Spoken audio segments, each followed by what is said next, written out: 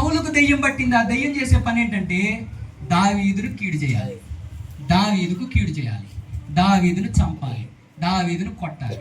ఎదుటోడి కీడు చేసే పని నీకు ఎందుకు పట్టింది సౌలు అంటే, కీడు చెయ్యాలి అని రేపే దురాత్మ పట్టింది సౌలుకి. అంటే నువ్వు వేరే ఒకరికి కీడు చేయడానికి ట్రై చేస్తున్నావు అంటే కీడు చెయ్యాలని రేపుతున్న దురాత్మ నిన్ను వెరపిస్తుంది అని గుర్తుపట్టాలి. ఎన్నోది? 6ది. 7ది, మూర్ఖత్వానికి రేపే దురాత్మ కూడా ఉంటుంది. ఇది కీలకం. స్తోత్రం చెప్పండి. హల్లెలూయా. మూర్ఖత్వాన్ని కలిగించేది కూడా దెయ్యమే. ఏంటా మూర్ఖత్వం? ధనవంతుడు లాజరు ఇద్దరున్నారు. లాజరు వినబడిన సువార్త ధనవంతుడికి కొన్ని వినబడింది, కానీ ధనవంతుడు డబ్బుందనే మూర్ఖంతో సువార్త లెక్క చేయలేదు, సువార్త వెళ్ళ.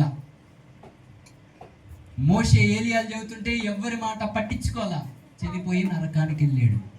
అతను అంత మూర్ఖత్వంలోకి నెట్టేసి అసలు నేను భూమి మీద ఉండగా అస్సలు ఆలోచించకుండా దేవుడి గురించి పట్టించుకోకుండా ఎట్ట బతికేసేనేంద్రా అని నరకంలోకి పోయిన తర్వాత ఆలోచిస్తున్నాడు.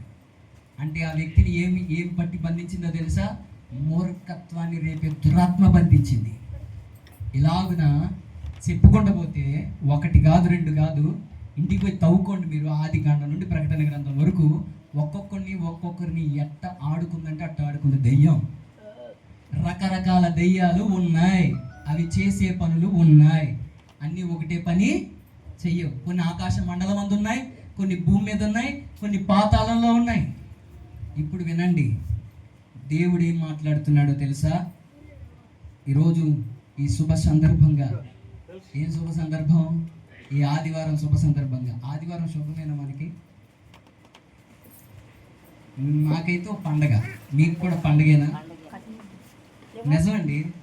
మీ ఇంటికి 10 మంది వస్తే మీ ఇంటికి పండగలాగా ఉంటుందా? పండగేగా. 20 మంది వస్తే మామూలుగా ఉంటుంది నీకు. ఇంకా అటు పోయి థమ్సప్